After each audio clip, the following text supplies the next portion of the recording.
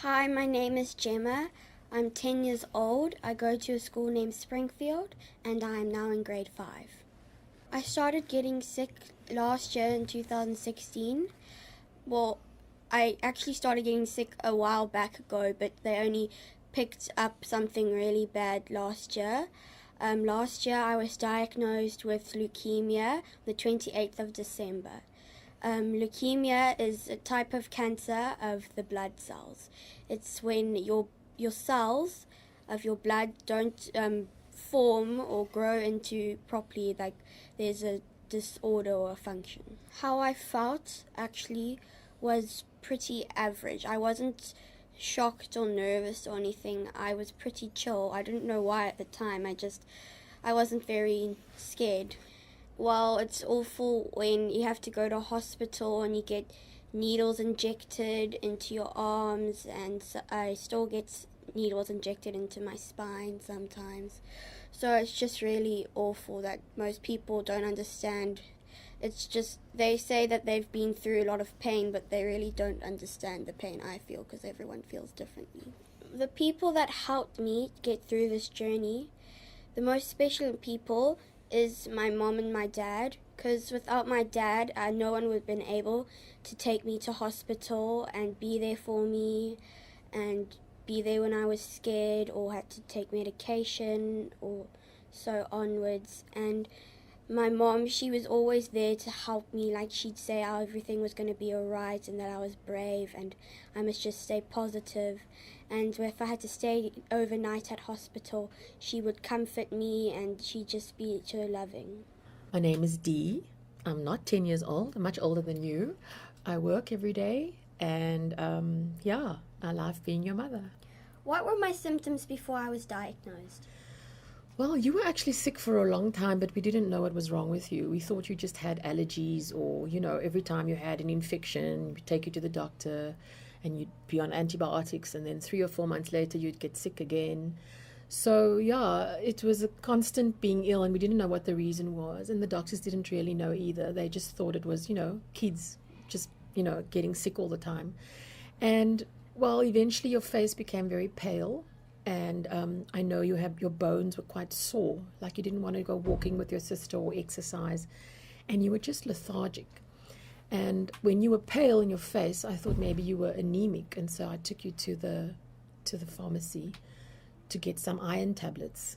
And then the nurse did a blood prick on your finger, and she said that your blood levels were low.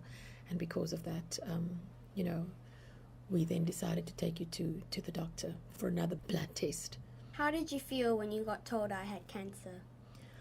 Oh my goodness. It was a shock. I was horrified. I didn't expect that would happen. I didn't think that kids get cancer. I thought it was something that, you expect adults to get it. But I felt my world was just, changed, and I was in a state of shock for a long time.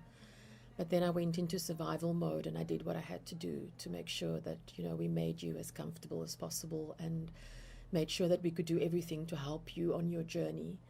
And sometimes I still can't believe that you were diagnosed with cancer, even though it's a year later now. What motivates you to be the best of you through this journey? Gemma, I look at you and I see how you fight, and I see how brave and courageous you are. And you are such a heroine to me and to a lot of other people, because you've got so much love and you're so giving. And I look at you and I see how wonderful you are, even through through this journey, which is so dramatic. And that motivates me every day, because I think that you are such an inspiration to other people. And you tolerate all of this pain and this trauma that you've been through. So, above everything else, you don't want other people to worry about you. And you don't want other people to be scared, because you're so strong and you're so brave and courageous. And when I see you every day going through your journey, you motivate me to be the best mom in the world, to make sure that I support you in everything you do. Thank you. Today I'll be interviewing my sister Kaylin. Tell me more about yourself. Well, I'm 13 years old. I go to Springfield Convent School and I love to read. and I love to hang out with you. What do you do every day to comfort me when I take my medication? I hold your hand really tightly when you're taking your medication, so when you get scared, you squeeze it really hard. In the beginning, what did you do to prevent the germs coming into the house? I made sure that Mom brought a lot of soap so people could wash their hands and hand sanitizer. And I put signs around the house saying that you should wash your hands before touching Gemma. How did you feel about cutting your long hair for me? I felt really happy to do it because I wanted to support you in your cancer. Did Hewitt help you through this process? Yes, Hewitt helped me a lot through this process because he is a very loving and affectionate cat. Thank you.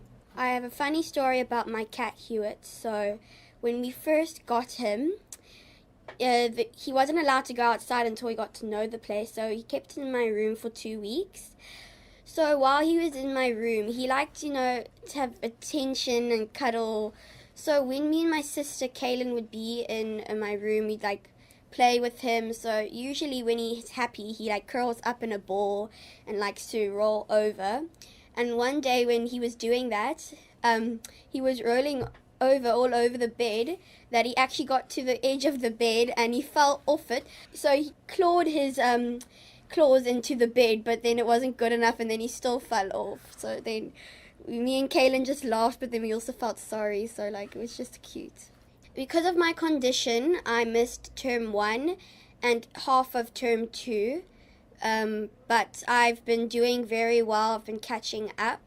And for someone that was gone for 6 months, I got to 75% out of 80. I heard of RX Radio one night when me and my mom stayed overnight at hospital. I was really, scared and tired and frustrated, so I couldn't fall asleep.